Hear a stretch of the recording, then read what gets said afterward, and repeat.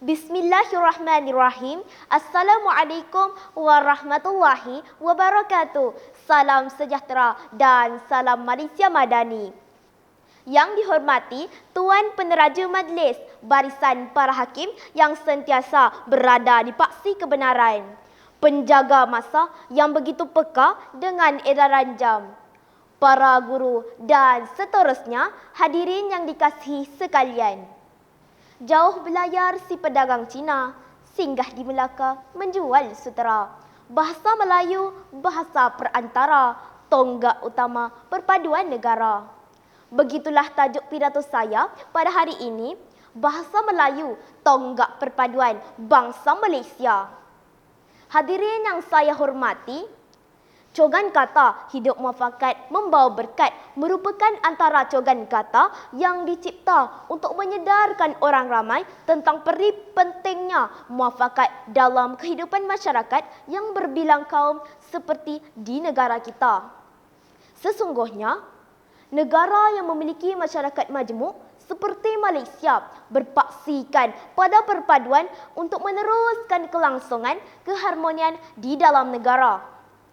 Usaha membina negara bangsa yang bersatu padu ini sebenarnya boleh dilakukan jika setiap rakyat mengerti akan kepentingan bahasa kebangsaan sebagai tonggak perpaduan setiap rakyat di Malaysia. Oleh itu, izinkan saya untuk menjelaskan lagi dengan lebih terperinci tentang wacanah ilmiah kita pada hari ini yang bertajuk Bahasa Melayu, tonggak perpaduan bangsa Malaysia.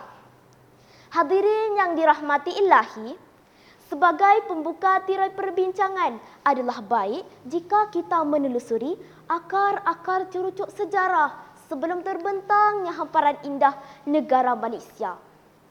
Apabila memorabilia ini membawa kita ke ratusan tahun yang lampau, nyatalah bahawa bahasa Melayu sudah berfungsi sebagai lingua franca yang didefinisikan sebagai bahasa perantaraan antara masyarakat pada zaman itu. Hal ini dapat dibuktikan dengan jelas apabila kita meneliti catatan ilmuwan Inggeris seperti R.O. Winstead yang menunjukkan bahawa bahasa Melayu telah digunakan sebagai bahasa perdagangan bagi mengeratkan hubungan masyarakat yang berkunjung ke Melaka ketika itu. Berdasarkan perkara ini, jelaslah bahawa hamparan sejarah telah membuktikan bahawa bahasa Melayu mampu menjadi bahasa perpaduan. Hadirin yang saya hormati, melalui bahasa Melayu, sebarang konfrontasi, buruk sangka dan salah faham antara kaum dapat dikikis dengan mudah.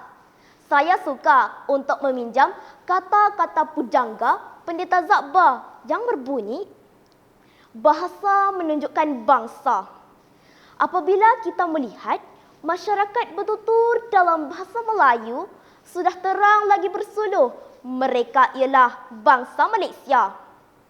Walaupun kaum lain bertutur pelat akibat pengaruh bahasa ibunda masing-masing, namun setiap kaum di Malaysia dapat bermesra dan bertukar-tukar maklumat dan fikiran hanya menggunakan bahasa Melayu.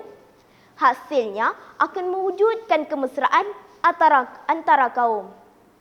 Berdasarkan hujah ini, nyatalah bahawa bahasa Melayu itu merupakan medium untuk mewujudkan perpaduan dalam kalangan masyarakat di Malaysia. Hadirin yang saya kasihi, dalam lautan ilmu yang memenuhi pustaka di Malaysia, sudah tentulah bahasa Melayu turut menjadi bahasa penyebaran ilmu pengetahuan. Berdasarkan daripada data Arsip Negara, saya amat kagum dengan pencapaian bahasa Melayu kerana hampir 800 buah buku ilmiah ditulis dalam bahasa Melayu oleh rakyat Malaysia sendiri. Untuk pengetahuan hadirin, ilmu pengetahuan merupakan perkara yang sangat penting untuk memupuk perpaduan. Masyarakat yang tidak berilmu ibarat masyarakat yang tidak bertamadun. Hadirin yang dirahmati Ilahi, tuntasnya bahasa Melayu merupakan tonggak perpaduan dan ketaatan rakyat Malaysia kepada negara. Oleh itu, sayangilah bahasa Melayu kita. Hormatilah bahasa kebangsaan kita kerana sesungguhnya bahasa Melayu tonggak perpaduan bangsa Malaysia. Sekian, terima kasih.